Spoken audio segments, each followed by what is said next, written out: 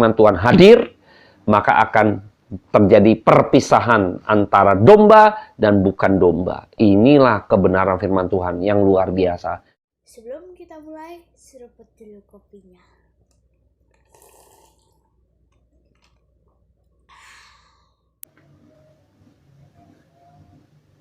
Shalom, selamat malam teman-teman dan rekan-rekan sekalian. Pada malam hari ini kembali saya menyapa kita semua, tetap di rumah saja dan ngopi bareng. Pada malam hari ini kita tetap stay at home ya.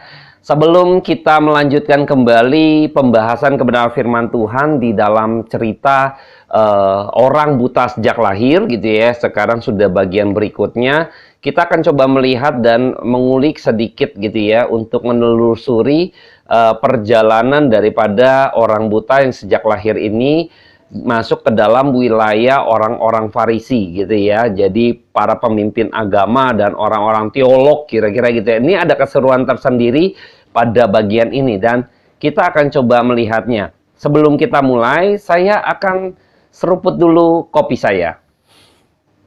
Wah, ini kopinya banyak banget ya latenya ya. Saya hari ini ngopi apa ngebir gitu ya. Saya sengaja bikin ada double shot gitu ya.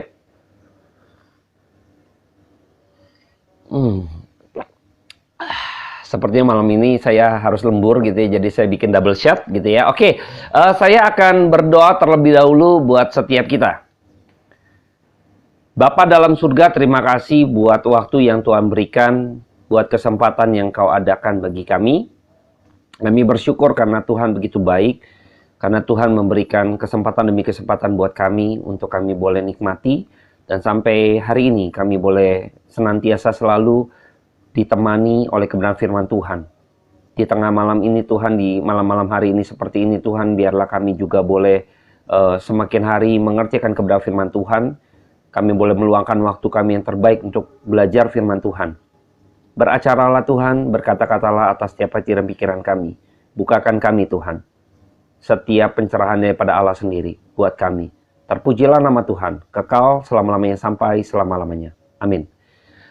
Baik, saya akan coba membacakan kebenaran firman Tuhan yang terambil di dalam Yohanes 9, Yohanes 9, ayatnya yang ke-13 ya, yang ke-13 sampai 23. Coba kita melihat di bagian ini dulu gitu ya. Sebentar. Saya ada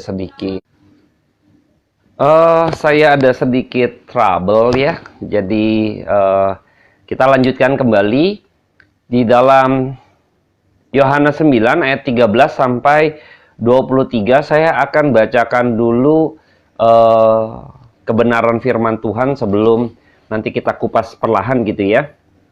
Oke, saya bacakan buat kita semua.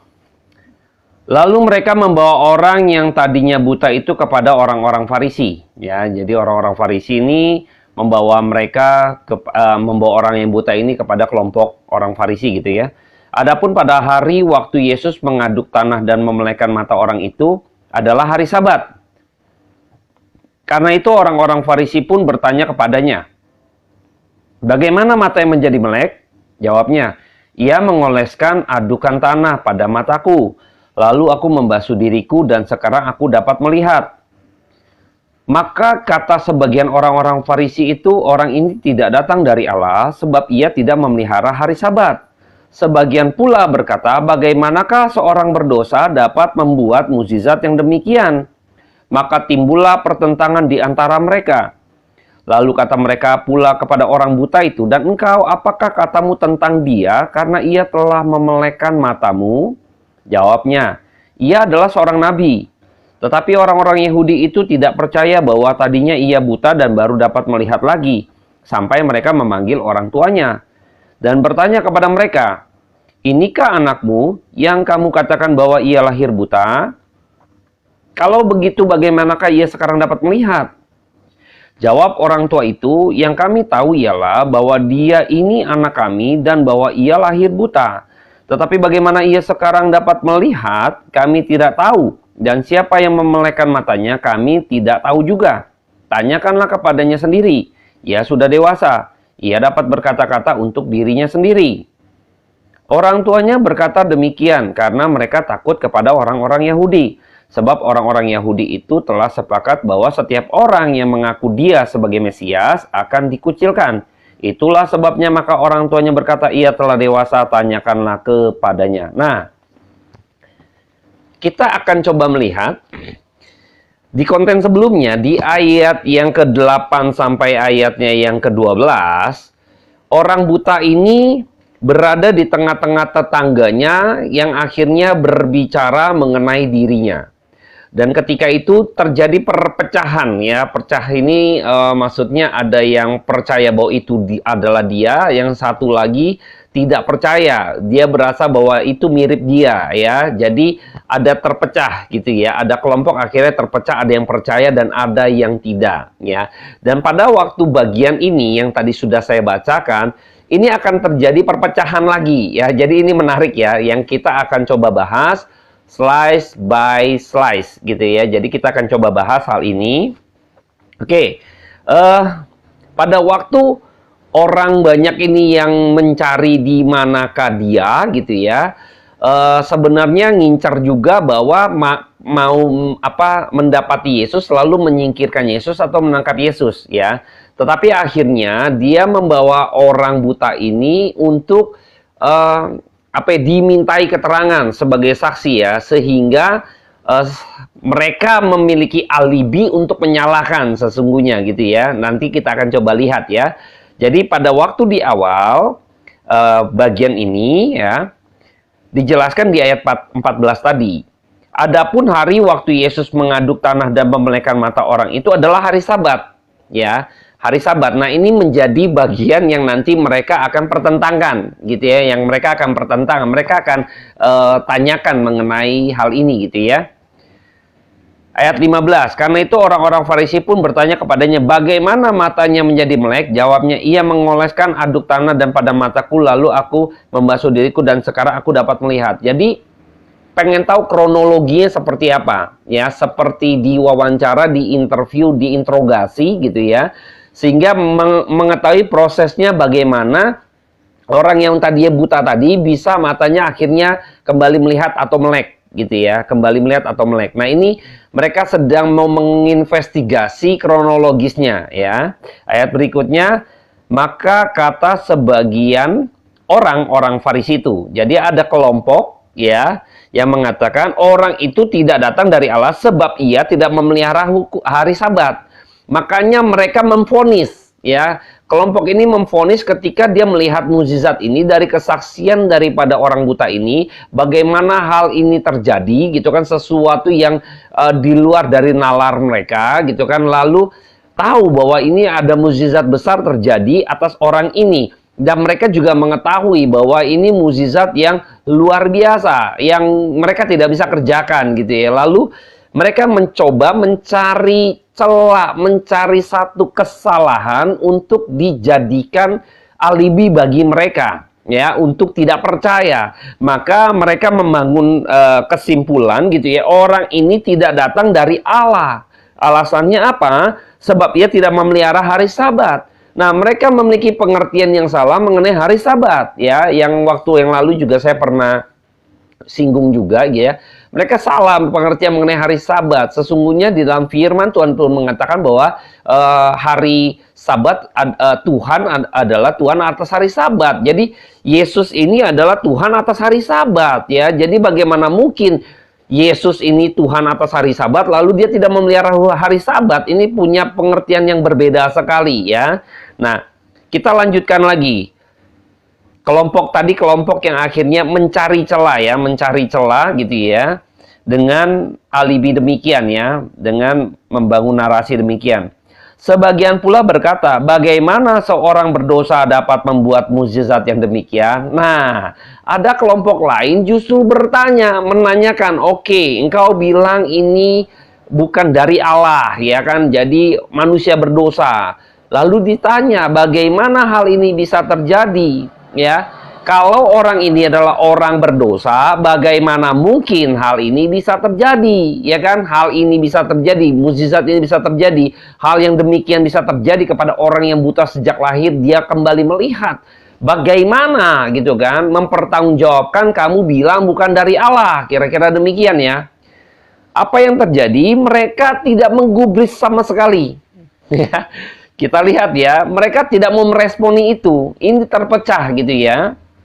Ayat berikutnya dikatakan, kalimat berikutnya dikatakan, maka timbullah pertentangan di antara mereka. Nah, orang buta ini bersaksi, akhirnya ada kelompok mereka yang terpecah, ada yang percaya, ada yang masih keras untuk menghancurkan atau menyingkirkan kebenaran. Ya, tadi di dalam tetangga terpecah, masuk lagi lebih dalam, terpecah. Ya, jadi kebenaran akan memisahkan antara domba dan bukan domba. Nah, karena kebenaran menyuarakan seperti suara gembala yang akhirnya memisahkan antara domba-dombanya dengan yang bukan domba. Kebenaran ini sebagai penggembalaan. Jadi orang buta ini menggembalakan ketika menginjil, membicarakan kebenaran, maka orang ini sesungguhnya dipakai oleh Tuhan. Tuhan sedang mengembalakan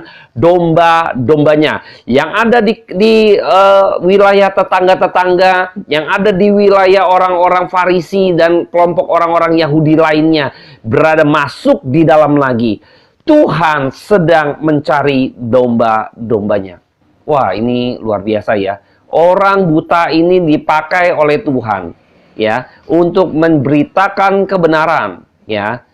Mereka ketika pecah begitu, mereka nggak gubris lagi, nggak bisa menjawab ya. Mereka buntu gitu ya, nggak bisa menjawab apa yang dipertanyakan. Bagaimanakah mungkin seorang berdosa dapat membuat mukjizat yang demikian?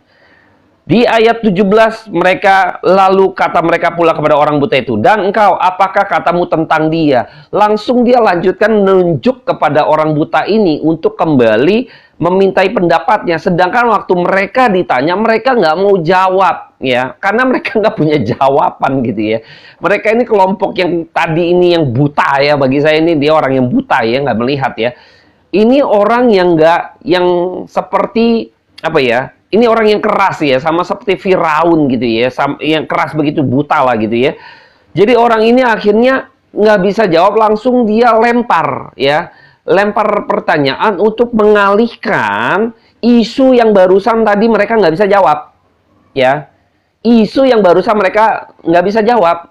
Nah, seringkali gitu ya, inilah tugas kita ya sebagai kaum awam untuk terus mau belajar supaya kita tidak mudah ditipu ya, tidak mudah ditipu oleh pesona dari seorang hamba Tuhan gitu ya. Orang sepertinya wah ini jangan ditentang gitu kan, padahal seringkali pengajarannya itu menyimpang. Sama seperti tadi orang-orang Farisi ini, kelompok ini, dia mengatakan bukan dari Allah, tidak memelihara hari Sabat dan lain sebagainya. Lalu ketika ditanya balik, mengapa orang berdosa bisa melakukan demikian, mereka nggak punya jawaban apapun gitu loh. Karena sesungguhnya didapati Yesus Kristus tidak didapati sebagai orang berdosa berarti. Tapi mereka nggak mau menyimpulkan itu, mereka mengetahui itu. Tetapi mereka tidak mau, istilahnya kalau udah terjebak begini ya, kadang orang bilang ya, ada misalnya hamba Tuhan ya, kita perlu benar-benar bijaksana dalam meneliti pengajaran-pengajaran para hamba Tuhan ya.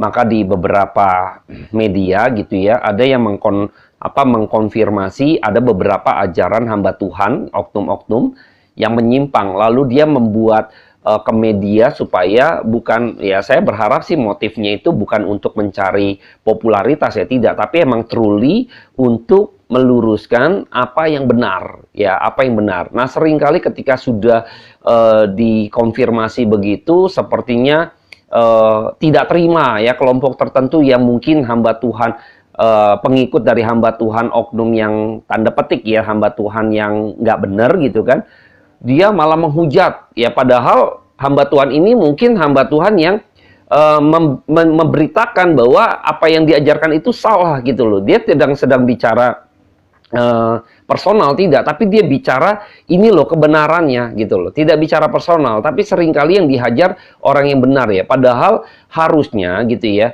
begitu sudah tahu gitu, harusnya kita mengerti kayak kelompok ini akhirnya terpecah, akhirnya digembalakan oleh kebenaran yang benar. Ah, inilah domba. Yang justru masih mempertahankan yang salah itu bukan domba. Ya, bukan domba. Jadi seringkali demikian. Kadang bukan kita para hamba Tuhan ingin berdebat ya, bukan. Tapi sebenarnya saya mau meluruskan dulu sebelum kita lanjutkan ya, karena berdebat itu bagi saya, berdebat itu sesuatu yang bagus, yang baik. Buktinya ketika kita pemilihan umum contohnya gitu kan, atau pilkada, itu ada debat capres, debat apa misalnya gubernur gitu kan.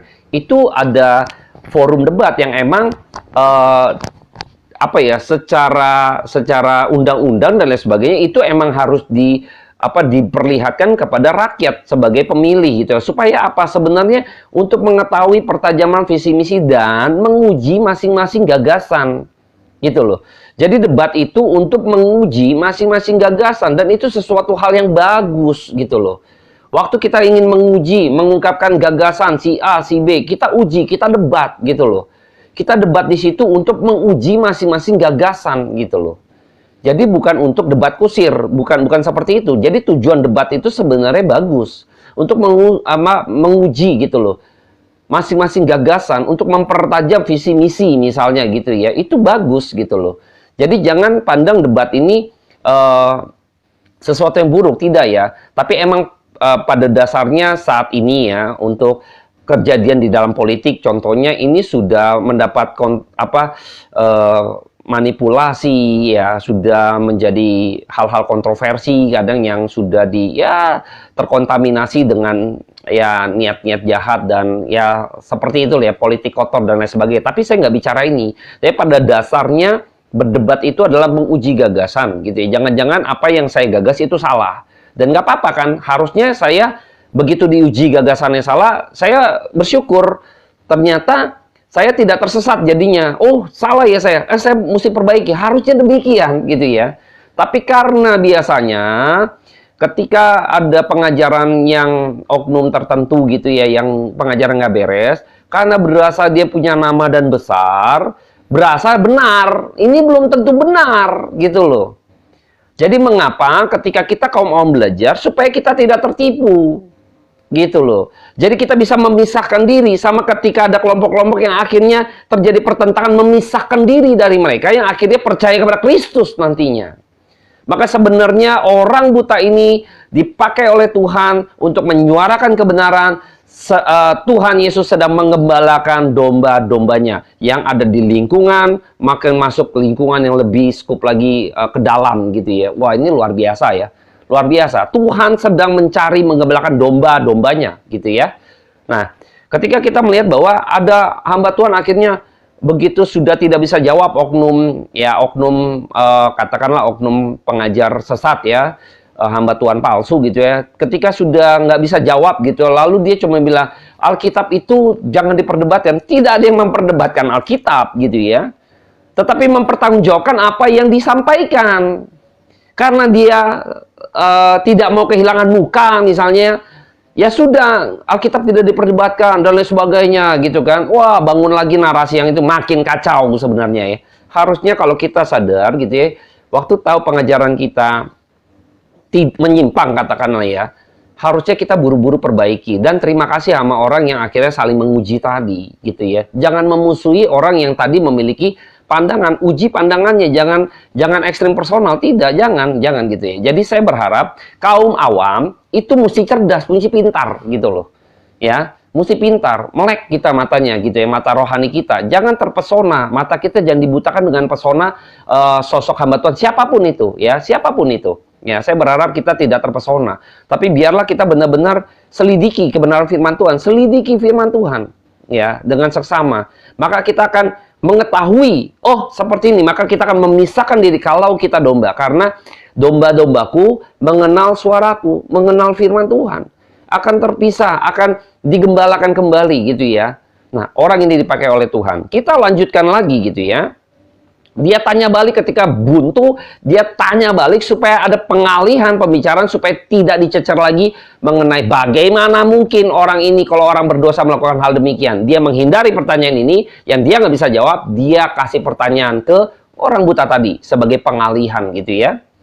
Baik, saya lanjutkan. Di dalam ayat ke-17, lalu kata mereka pula kepada orang buta itu, dan engkau apakah katamu tentang dia, karena ia telah memelekkan matamu? Jawabnya, jawab orang buta ini tegas. Ia adalah seorang nabi. Titik. Seorang nabi. Ingat ya, Siloam. Ya, orang buta ini disuruh ke kolam Siloam. Siloam artinya yang diutus, ya. Yang diutus. Ia adalah seorang nabi yang diutus. Nabi itu perwakilan daripada Allah kepada umatnya. Seorang nabi. Siloam, ya, ini ada korelasinya, bahasa gambar kalau kita komik atau bahasa adegan gitu ya, kalau kita di dalam scene film gitu ya. Ini luar biasa loh, ya. Ya, saya melihat bahwa orang buta ini begitu tegas menyampaikan fakta gitu kan, lebih dari fakta lah, kebenaran sejati. Ia adalah seorang nabi. Bayangkan ya, orang buta ini kan nggak melihat gitu loh. Tapi dia ketika merasakan ini, dia benar-benar orang yang paling mengetahui, bukan hanya melek secara jasmani, tapi melek secara rohani. Ya, waktu Tuhan jamah, maka sebenarnya adalah melek rohaninya ini. Ada satu keberanian yang akhirnya orang ini berani menghadapi orang-orang Farisi dan orang-orang Yahudi, orang-orang yang tahu agama. Orang buta ini nggak takut. Ia seorang nabi. Waduh, ini jelas ya, tegas ya. Titik gitu ya. Tetapi orang-orang Yahudi itu tidak percaya bahwa tadinya ia buta baru dapat melihat lagi. Sampai mereka memanggil orang tuanya. Ini mereka sudah, ini nggak percaya, mereka cari-cari lagi ya. Mereka mau cari celah sebenarnya. Mereka mau cari, apa ya, orang bilang, kadang saya melihat ya, dia lagi, di dalam Tuhan Yesus pernah mengajarkan juga ya. Orang tuh, kalau ngelihat selumbar di mata saudaranya itu kelihatan. Padahal balok ya, di depan mata mereka nggak bisa lihat ya. Aneh. Harusnya keluarkan dulu balok yang di matamu, baru engkau bisa melihat selumbar di mata orang lain. Tapi orang ini mencari selumbar. Mencari selumbar ya. Selumbar yang kecil saja. Dia mau cari-cari tuh. Nah, orang yang kayak gini nih jahat banget ya. Ini orang jahat banget. Dan buta sebenarnya ya. Oke, saya lanjutkan dulu ya. Di ayat ke-19 ya, dia panggil orang tuanya ya, pengen tahu gitu kan. Dia cari orang tuanya nih, gali lagi gitu ya. Dan bertanya kepada mereka, memanggil orang tuanya bertanya kepada mereka, ayat 19, inikah anakmu yang kamu katakan bahwa ia lahir buta? Kalau begitu bagaimana ia sekarang dapat melihat? Ya, jawab orang tua itu. Yang kami tahu ialah bahwa dia ini anak kami dan bahwa ia lahir buta. Maka ketika itu fakta lagi muncul, ya kan? Tetapi bagaimanakah ia sekarang dapat melihat? Kami tidak tahu. Dan siapa yang memelekkan mata kami tidak tahu juga. Tanyakanlah kepadanya sendiri, ia sudah dewasa. Ia dapat berkata-kata untuk dirinya sendiri. Orang tuanya berkata demikian karena mereka takut kepada orang Yahudi, sebab orang Yahudi itu telah sepakat bahwa setiap orang yang mengaku dia adalah Mesias akan dikucilkan. Jadi dia pikir dia mampu menekan orang tuanya gitu ya. Orang tuanya juga akhirnya mengembalikan, dia nggak mau cerita, dia takut salah juga, takut mereka dikucilkan juga gitu ya. Lalu tanyakan kepada orang ini, tapi orang buta ini tidak pernah takut untuk dikucilkan. Ya tadi ya, pekerjaan Roh Kudus memberikan keberanian untuk memberitakan kebenaran ya. Untuk memberitakan kebenaran. Itulah sebabnya maka orang tua berkata, ia telah dewasa, tanyakanlah kepadanya sendiri. Artinya orang ini yang sudah dewasa bisa bertanggung jawab atas setiap perkataannya. Ya. Jadi perkataan ini bisa dipertanggungjawabkan. Jadi tidak perlu lagi melibatkan orang lain, dia sudah menjadi saksi gitu loh. Dia menghadapi satu lawan banyak orang gitu loh. Dia sedang ini mencari-cari tapi tidak menemukan. Malam terungkap fakta lagi. Bahwa ini anak kami lahir buta. Mereka udah nggak bisa kabur lagi sesungguhnya. Makanya mereka mencoba mencari, justru mereka kena apa ya, istilahnya kena serang balik gitu ya. Mereka udah nggak bisa lagi tuh. Faktanya makin muncul lagi, ya, makin muncul lagi. Ya seringkali orang-orang Farisi ini seringkali mencari celah. Ini orang-orang Farisi ini.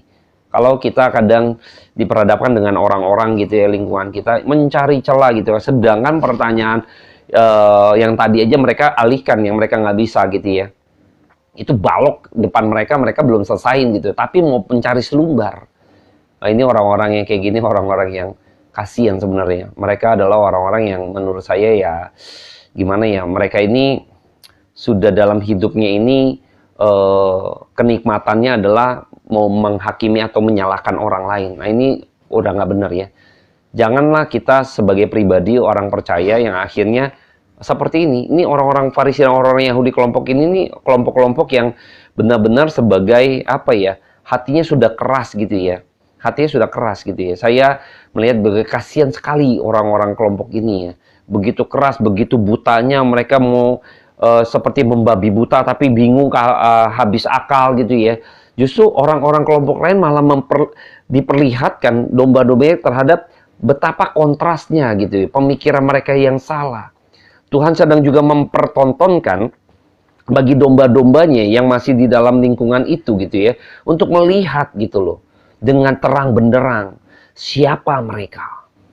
Ya, justru di dalam hal-hal seperti ini Tuhan ingin tunjukkan siapa mereka. Nah, ini yang Tuhan pengen menggembalakan ya, melihat gitu ya, sehingga domba-dombanya, oh ternyata ini upahan gitu loh. Maka domba-dombanya ini akan kembali kepada pengembalaannya, yaitu kebenaran firman Tuhan. Lewat orang ini membicarakan kebenaran, orang ini dipakai oleh Tuhan untuk mengambil kembali domba-dombanya, ya, mengembalikan domba-dombanya. Domba-domba juga diperlihatkan bahwa ini adalah upahan, bahwa ini adalah pencuri, ya. Justru diperlihatkan oleh Tuhan lewat kebenaran. Nah, saya berharap pada malam hari ini kita coba bisa merenungkan gitu ya dalam hidup kita, supaya kadang kita tuh dalam hidup juga bisa mengetahui yang benar gitu ya. Jangan kita langsung tutup mata, merem gitu kan. Ini pokoknya hamba Tuhan saya, dia sudah pasti benar gitu ya. Lihat aja jemaatnya banyak misalnya. Lihat aja kuasanya besar, bisa memiliki karunia-karunia roh gitu kan, dan sebagainya gitu. Jadi penuh kuasa lah gitu kan. Tapi kebenaran firman Tuhan nggak ngerti gitu ya. Yang ditanya firman Tuhan tidak untuk diperdebatkan. Padahal nggak bisa jawab gitu ya. Kadang kasihan ya. Jadi jangan sampai kita saya nggak bilang debatkan firman Tuhan, bukan. Taurat gitu kan, tarik urat gitu kan, bukan. Justru firman Tuhan ini ada untuk kita pelajari, ya. Firman Tuhan nggak pernah mematikan fungsi rasio kita. Jadi teman-teman mesti belajar. Jadi jangan sampai punya narasi yang salah gitu loh. Alkitab diperdebatkan, nggak usah lah, yang penting semuanya begini. Aduh, enggak. Banyak orang, hamba-hamba Tuhan yang gadungan atau palsu, menyampaikan kebenaran firman Tuhan untuk kepentingan mereka. Dan mereka juga salah asal-asalan. Ya, mereka mencampur adukan. Itulah yang harus kita lawan gitu loh. Bukan orangnya, tapi pengajarannya. Supaya jangan banyak orang makanya domba-domba itu harus benar-benar seperti orang buta ini. Ya, Tuhan pakai orang buta ini supaya kuat sekali kesaksiannya, karena orang sekeliling tahu, semua orang tahu gitu kan, lain sebagainya tahu, maka mengetahui betapa mereka selama ini gitu ya tidak mengetahuinya, mereka dibutakan. Sekarang mereka lewat kebenaran firman Tuhan yang disampaikan oleh orang buta ini, mata rohani mereka dicelikan. Mereka ada pecah, ada pertentangan. Disitulah kebenaran firman Tuhan hadir, maka akan terjadi perpisahan antara domba dan bukan domba. Inilah kebenaran firman Tuhan yang luar biasa. Malam hari ini saya sudahi. Kita akan lanjutkan di bagian berikutnya yang tidak kalah serunya gitu ya. Ini menarik sekali ya, panjangnya. Ini cerita ini panjang. Di dalamnya memuat banyak makna ya, yang mungkin tidak bisa saya langsung selesaikan. Kita perlahan demi perlahan, slice by slice, untuk kita bisa nikmati firman Tuhan. Baik, saya akan berdoa buat setiap kita. Bapa dalam surga, terima kasih hamba-Mu terbatas dalam setiap perkataan, ucapan, pembahasan, tapi hamba-Mu percaya akan kuasa Roh Kudus yang tak pernah habis-habisnya terus menaungi setiap kami. Berbicara Tuhan atas setiap hati pribadi kami, lepas pribadi. Kiranya Engkau menjamah, Engkau yang terus memberikan iluminasi bagi setiap kami, agar kami sesungguhnya boleh dimelekkan hati rohani kami, agar kami mengetahui kebenaran dengan sesungguhnya, sehingga kami tidak disesatkan di dalam zaman-zaman akhir ini ya Bapa. Terima kasih Tuhan Yesus, terima kasih Roh Kudus, terima kasih ya Bapa. Dalam nama Tuhan Yesus Kristus, hamba berdoa dan mengucap syukur. Amin. Oke, terima kasih teman-teman. Saya seruput dulu kopinya.